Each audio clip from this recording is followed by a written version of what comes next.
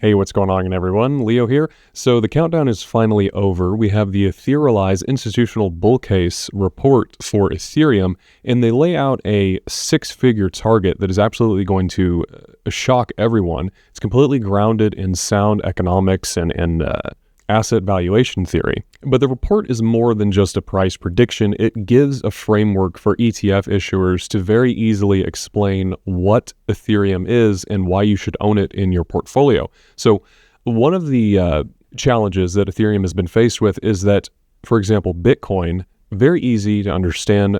Bitcoin is digital gold. It's a store of value. This is why you should own it in your portfolio. Now Ethereum has that exact same narrative, but Ethereum is digital oil for the digital economy. And so this report is going to lay out the comparisons. It's going to go into how you should value Ethereum. Hint, it's not based on DCF models or cash flows of any kind, because Ethereum is a commodity, as they outline in the report. So we're going to go over some of the contributors here for this Etherealize paper.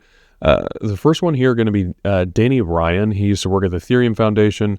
We have Vivek Raman. He's works at Etherealize. Etherealize, if you're unfamiliar, it's the essentially the institutional marketing arm for Ethereum. Some people refer to them as the second Ethereum Foundation, more so focused on bringing Wall Street and financial institutions to Ethereum and onboarding them. So we have Grant Hummer, Zach Orbrunt, we have Rodrigo Vasquez, Ryan Berkmans, we have Leo Lanza and myself. I was honored to have been a part of this and contributed to this paper. We have Hani Abu, Anthony Sassano, Ryan Sean Adams from Bankless. So a lot of really known names here. I'm not going to go over everyone, but it was a complete honor to work with them putting this paper together.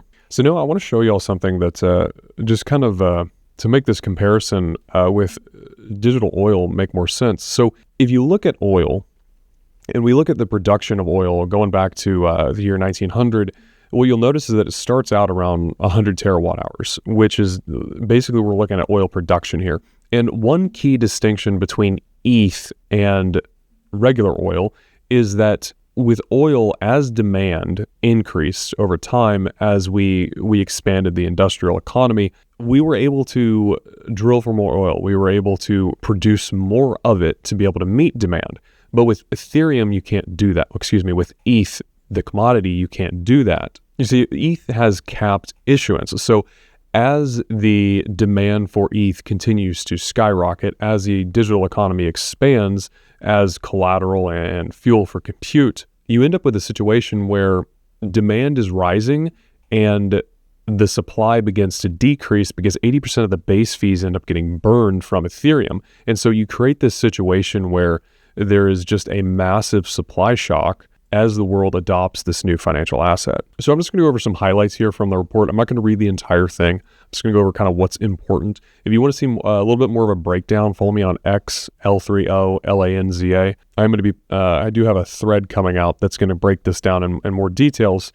But on the executive summary here, we have that ETH is the next generational asymmetric investment opportunity positioned to emerge as a core holding for institutional digital asset portfolios. So what we mean there, if you can think of a world where every single asset, if you look around you, every single asset, every single car title, every deed to every property, every stablecoin used to buy your morning coffee is going to be tokenized. Every stock and bond, for example, it's all going to be tokenized on Ethereum. And it's going to rely on Ethereum for settlement security, and it's the base collateral asset securing the entire global trade. So in that world, ETH becomes a very strong store of value asset, and much like oil, because oil's like, why is oil valuable, right? Well, it comes from supply and demand, right? We are dependent on oil for everything from like contact lenses. I just learned this, actually, a lot of our medicine is a derivative of oil. I believe it's benzenes that come from oil. And so because we are dependent on oil, that's why it has value. And the same thing is going to be true for the Ethereum ecosystem and everything built on top of it. All of that is going to create dependence on ETH, the underlying asset, to secure global trade in financial instruments of all kinds. And so in closing here on the executive summary, it says, yet ETH The asset underpinning this transformative system remains among the most significantly mispriced opportunities in global markets today. And part of that is because the prior administration, it's no secret within the crypto communities that they were very hostile towards, especially under Gary Gensler, they were continually going after Ethereum and the broader crypto space for who knows what reason. But now that we're in a very friendly regulatory environment, what this opens the door for is large institutions like banks to be able to start building on the Ethereum ecosystem. And we're going to see massive adoption like we have absolutely never seen before. And with adoption of the Ethereum economy, the Ethereum ecosystem, comes massive demand for ETH, the underlying commodity that fuels the entire ecosystem. So some key takeaways here from the report. ETH is digital oil. We already covered this. So ETH is basically, it's fuel for the Ethereum economy and accrues value through utility, scarcity, and yield. ETH is a censorship-resistant store of value. ETH is a settlement security and collateral asset for the digital economy as the amount of externally controlled tokenized assets on Ethereum grows. So stablecoins, real-world assets, and permissionless financial instruments. The need for a global, neutral, censorship-resistant reserve asset as a base store of value is critical. And so the underlying reason there is why credible neutrality is so important is if you think about the internet, anybody can build and go onto the internet. You don't need somebody's permission to be able to do it. You don't need some government or some company. And so Ethereum, it has to be exactly the same in that anybody in the world is able to build on this network. And you don't have to trust somebody across the world that you've never met whenever you're doing a business deal or entering some sort of a global trade agreement. You just have to trust this globally neutral settlement layer is going to essentially execute exactly what is written within the smart contracts. So it says ETH is not a tech company. Valuation frameworks must evolve. ETH cannot be valued like a tech stock based only on fee revenue. Ethereum is a unique digital infrastructure wrapped in a global reserve asset. And again, this goes back to what I talk about, how ETH is a commodity. It's not a tech stock. There's no central company that is running Ethereum. The Ethereum Foundation, they own something like 0.01%. It's like nothing of the supply, essentially.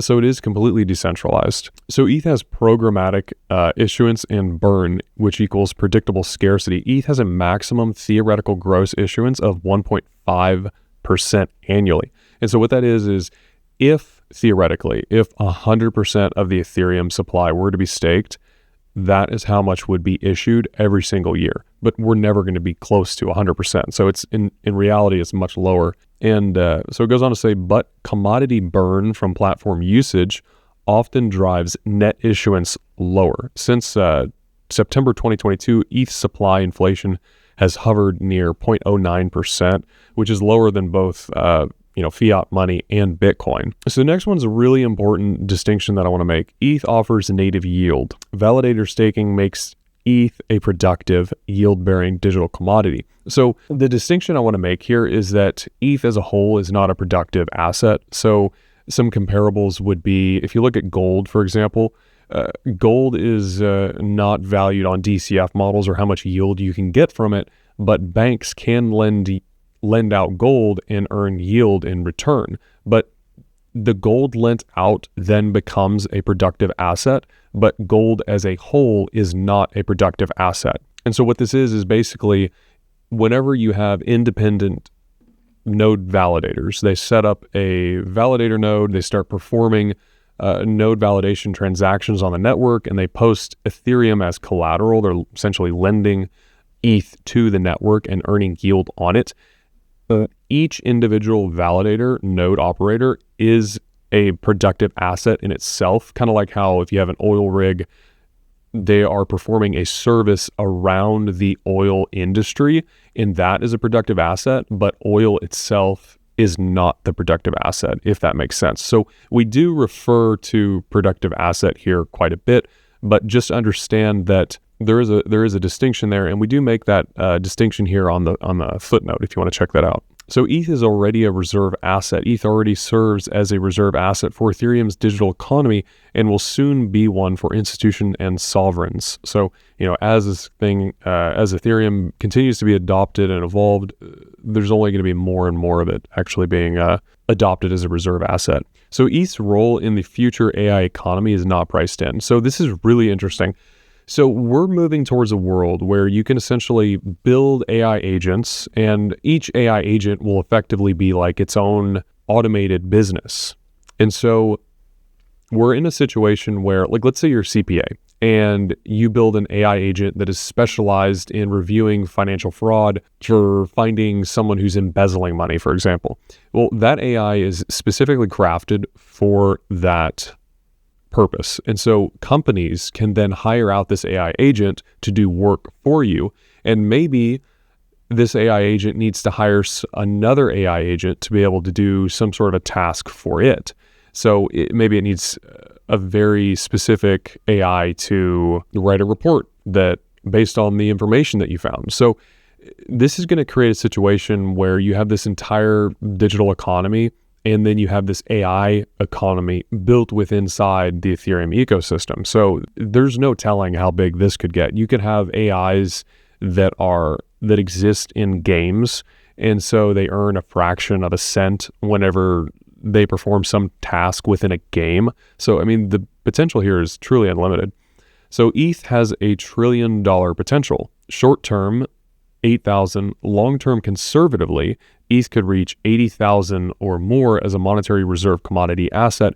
And we do have another price prediction in the report that is much, much higher than 80,000. So you'll want to stick around for that. So ETH digital oil, the fuel, collateral, and reserve asset powering the internet's new financial system. So the traditional financial system is at the beginning of a structural transition from analog infrastructure to digitally native architecture. Ethereum is poised to serve as the foundational software layer akin to an operating system like Microsoft Windows, on which the new global financial system is built. When this comes to bear, ETH will be the fundamental asset underpinning a comprehensive global platform that spans the future of finance, tokenization, identity, computing, AI, and more. This inherent complexity makes ETH more challenging to characterize, especially relative to a simple store of value like Bitcoin, but it also makes ETH significantly more strategically valuable and means that ETH has a much greater long-term price potential. So I thought that was a really good point to read there. A lot of this we already went over, fuel for compute, every stablecoin, et cetera, all that requires ETH for compute. It's a store of value asset. It's pristine collateral. So here we're getting into the issuance mechanics, which is basically what we talked about where, if you have 100% of the supply staked, that the issuance is it's a programmatic equation, and it's essentially like it's capped. It's not like it has an unlimited supply. It can only increase based on what the formula states. So as you can see here, it's max ETH issuance equals formula. So again, just reiterating, the issuance is capped, meaning that as demand goes way, way up, as this economy is adopted, we can't increase the supply to be able to meet demand. Okay, so now we moved on to the valuation comps relative to other global reserve assets. It's a little bit difficult to see here on the screen, so I did make a card and I posted this to my X account. But if you take a look here, this is essentially the exact same thing. So we're using other reserve assets to come up with a comparable market cap once ETH reaches global maturity and it's fully adopted here. And you can see that target comes up to $740,000 per Ethereum. So the first one here, we have oil, which is 85 trillion. We have gold, $22 trillion market cap. We have the global bond market, which is 141 trillion. Global economy, the global economy's GDP is 106 trillion. And so at full adoption, all of this economic activity, the 106 trillion worth of global GDP, will move on to Ethereum. So you have your global M2 money supply, which is $93 trillion. And so it comes up to an average of 89 trillion. So if we're going to fall within the average here, keep in mind, a lot of the ownership rights for all of these assets. So like stablecoins, talking about GDP as all these transactions are taking place, people are paying for things. Bonds, those are going to be tokenized onto Ethereum. So I think that it's very reasonable to expect an average here at full adoption, which brings us to that $740,000 per Ethereum price target. And as you can see in the report, it is down there, just in very small writing. So in the report, we say, as ETH reprices towards a global digital commodity and reserve asset, its valuation potential becomes virtually uncapped, while a long-term valuation of $89,740,000 per Ethereum, assuming today's supply of 120 million, is possible at global scale. Some intermediary valuation targets are short-term $8,000 per Ethereum, being a $1 trillion market cap, medium term being 80,000, which is a $10 trillion market cap. So some catalysts for the ETH repricing. So we're going to see a surge in demand, a rapid adoption and deployment of tokenized assets and financial infrastructure on Ethereum are already underway at an institutional level. So they're estimating that by 2030, I want to say the estimates that I've seen is something like $4 or $5 trillion worth of tokenized stablecoins are going to be on, they're going to be circulating, and Ethereum dominates the stablecoin market. So the majority of that is going to be on Ethereum. And with that comes tokenized US treasuries, stocks. Larry Fink from BlackRock has stated that he wants to rapidly tokenize every stock and every bond out there. So we're very quickly going to see these financial institutions massively adopting the Ethereum ecosystem, building their own stablecoins and products, launching them on this Ethereum operating system, this financial internet, if you will. And so there's a strategic ETH stockpiling that is happening. There's a race to stockpile ETH as a monetary premium store of value within the Ethereum ecosystem, as seen on Strategic ETH Reserve. Currently, it's sitting at 2.5 billion. It's actually gone up. I just checked it. It's 2.8 billion. And we just finalized the report today. So this is the day before it gets released. So, I mean, it's going up very quickly as more companies are stockpiling Ethereum in their reserves. And so ETH's institutional treasury asset, ETH has a unique characteristics: pristine collateral, neutrality, yield, global utility. It positioned it as a preferred treasury reserve asset on an institutional global scale. So I think I've pretty much covered the majority of it. I am going to read this little closing statement here. There is a lot more detail within the report, but I've more or less covered the main ideas that we cover in the report. I am going to be breaking this down in more detail on my Twitter account. So if you want to follow me, that's at L30LANZA at Twitter. But the closing statement here is ETH is digital oil powering the base layer for the global financial system and the broader digital economy. Ethereum, along with its native asset, ETH, is entering its renaissance, creating a compelling opportunity for forward-thinking investors. And so my opinion here is that we're basically at the point where NVIDIA was prior to all of the demand coming in for GPUs due to AI. So as we saw the mass adoption of AI driving demand for GPUs, the massive demand that we're about to see for ETH is going to be driven by all of these financial institutions racing to build and tokenize every single asset in existence on to Ethereum. So that pretty much wraps it up. So if y'all have any questions, leave them in the comment section down below. And until next time, y'all take care.